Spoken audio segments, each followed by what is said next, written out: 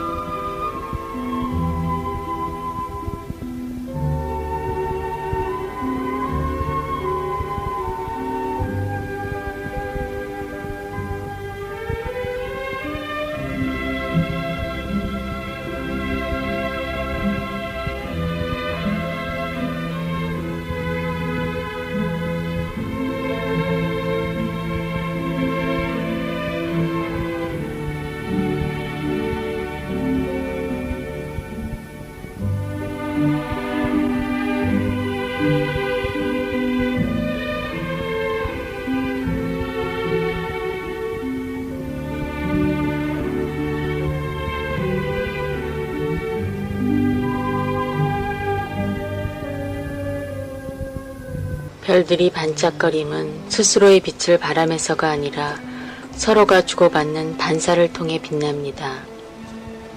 60개 밤하늘에 눈사라기처럼 가득 뿌려진 별빛을 800개를 하고 누워서 바라보다가 그들이 나누는 그 빛이 서로의 다른 별에서 오고 가는 것임을 발견케 되었습니다.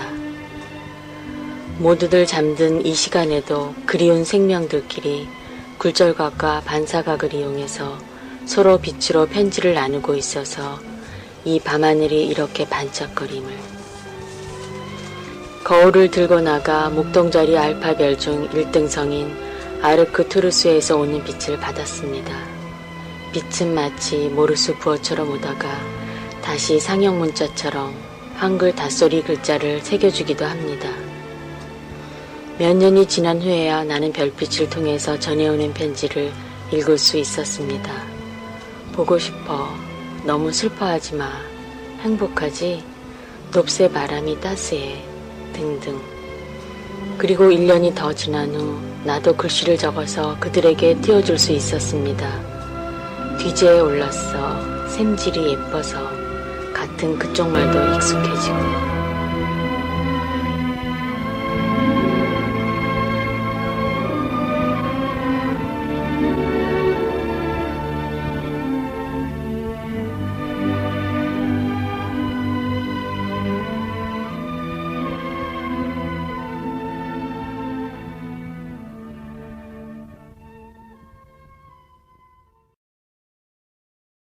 75 나이로 52년 만에 남편을 만나고 하룻밤에 상봉 후 다시 이별하는 정기업 할머니의 얘기를 노래로 들었습니다. 그분은 2번 다시는 못 볼 거라고 체념하면서 살았다는데 그 노래를 들으면서 결혼 1년도 채 못 돼서 헤어진 그날부터 매일매일 남편을 기다리며 옷을 다려놓고 늦게라도 올지 모를 그들을 기다리며 따뜻한 밥 한 그릇 고이 담아서 아랫목에 식지 않게 묻어두고 살아온 또 한 분의 아름다운 사람이 생각났습니다. 헤어진 바로 그날부터 바로 내일의 만남을 준비하며 55년을 하루같이 행복한 아내의 모습. 어린 시절 동네에서 뛰놀던 오빠와 결혼한 그에겐 남편으로서의 추억보다는 어린 시절 그 오빠의 모습이 더 많았습니다. 그에겐 55년의 시간이 흐른 것이 아니라 늘 하루만이 흘렀습니다. 오늘 그리고 또 오늘. 다림질로 남편의 와이셔츠를 다린 후 그 옷을 걸어두고 단추를 모두 끼워보기도 합니다. 통일되는 날 우리 다시 만나요. 그때까지 꼭 살아계세요. 사랑해요. 부디 건강하세요. 살아있다는 게 어떤 것일까요? 만난다는 것은 또 어떤 것일까요?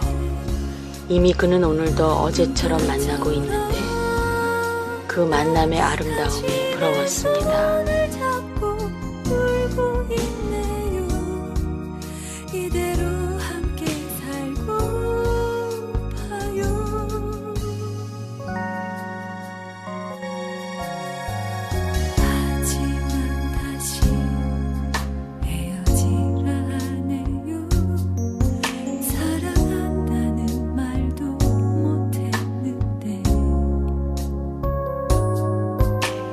통일된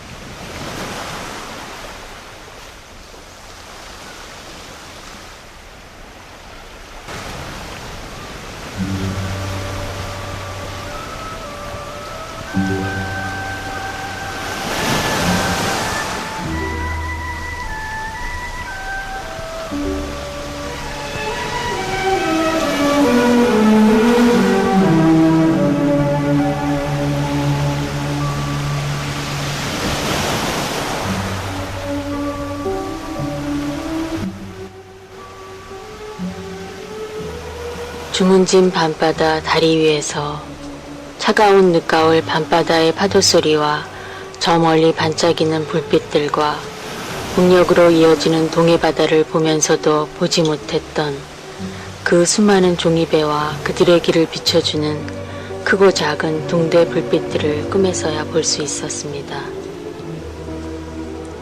어느 택시 운전기사의 눈에 보여 침몰시킬 수 있었다는 잠수정이 출몰된 정동진에서 안인으로 가는 길에 보았던 그 햇빛 찬란한 동해바다에서도 보지 못했던 그곳에 이렇게도 많은 종이배가 꽃과 편지와 선물을 싣고 55년 동안을 오고 가고 있었다는 것을 상상조차 못하고 있었다니.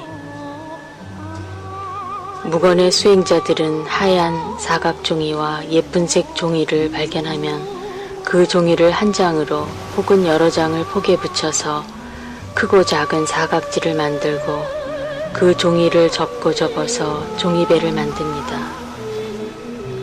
그리고 그 배 안에다 꽃이랑 편지랑 사진이랑 전하고 싶은 얘기를 사랑을 담아서 게을러 강으로 바다로 나와 주소를 적어서 배를 띄우고 있었습니다. 금강산 유람선이 뜨기 오래전부터, 아니 경비정과 군함, 새우잡이 배와 어선들 혹은 팀 스피리트 훈련의 항공모함 사이로도 잔망경을 삐죽 내민 잠수정 곁으로도 종이배들은 여행하고 있었습니다. 그리고 그들이 가는 길에 별빛과 등대, 그들이 공존하는 이중 공간의 바다엔 수많은 등대가 정성과 사랑으로 그들을 배웅하고 맞이하며 바닷길을 비춰주고 있습니다.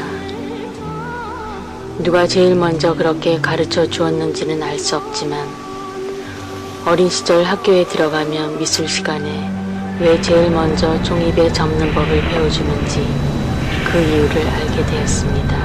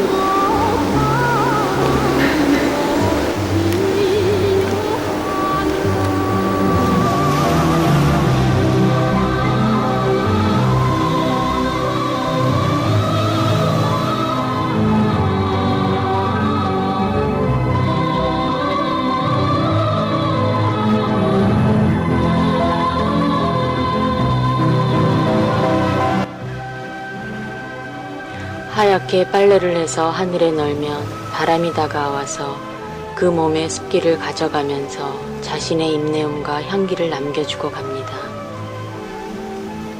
그리운 사람의 옷을 빨래 널면 바람이 그의 내음을 찾아서 그 옷에 담아주고 갑니다. 비록 그가 분단의 한쪽에 살고 있더라도 바람은 그를 찾아서 그의 얘기를 그 작은 줄기에 널린 그의 옷가지에 담아주고 갑니다.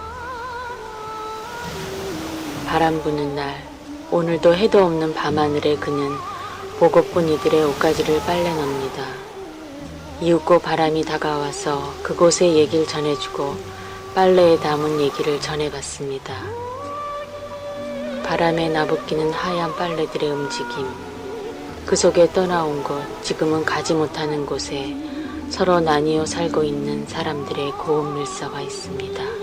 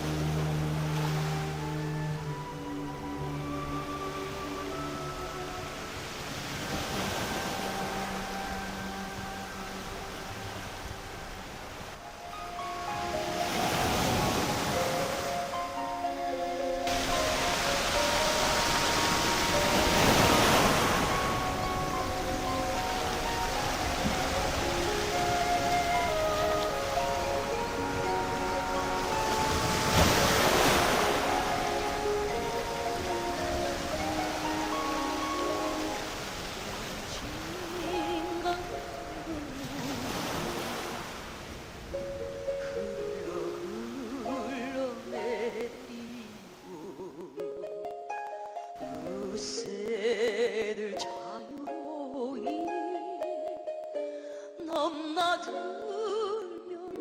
알거마 내 고향 남쪽